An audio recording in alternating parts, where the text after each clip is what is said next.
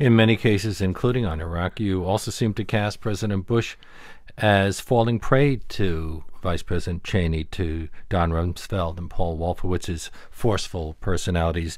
Do you see the president as a victim of these powerful persuaders? No, I want to describe it that way because the president's the decision maker. He has to accept responsibility for the decisions that he made. But and there were dissenting voices, like at least at times Colin Powell. Yes, certainly Colin Powell, but not many dissenting voices in that inner core of foreign policy advisors.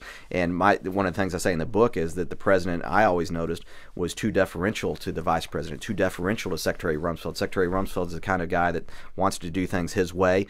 And when it came to military matters and implementing those, the president pretty much deferred to him, I think, to a large extent. And on the vice president, you mentioned the Energy Task Force.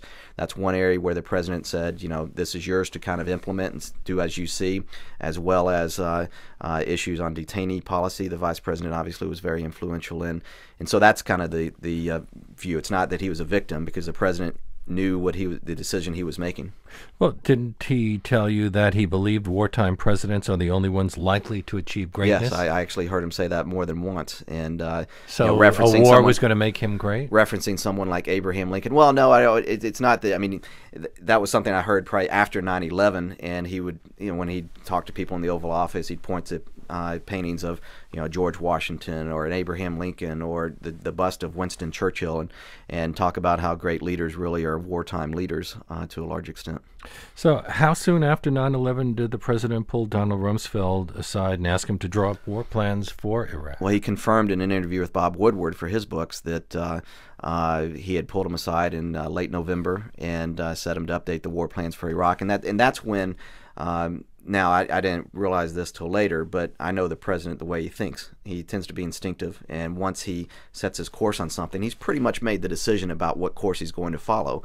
And then with Iraq, it was in either Saddam comes clean or he will be removed by our military. But it was your job to tell the public, a public that was largely hoping for more use of diplomacy, according to the polls, that the president hadn't made up his mind. Well, actually, at the time, I was the deputy press secretary. My primary focus in the build-up to the war, that is, my primary focus was elsewhere, although I filled in for the press secretary at times and would participate in some of the communication strategy meetings through the White House Iraq Group, which was a marketing arm set up to really sell the war to the American people. Now, I was not involved in the overall strategy that was set out at the beginning for that. A marketing arm, like an advertising campaign? Yes. I mean, essentially, a political campaign is what I refer to in the book. A political campaign aimed at persuading the American people, and that meant kind of shaping the narrative, the media narrative, to our advantage. Narrative over facts. Isn't that what press secretaries do?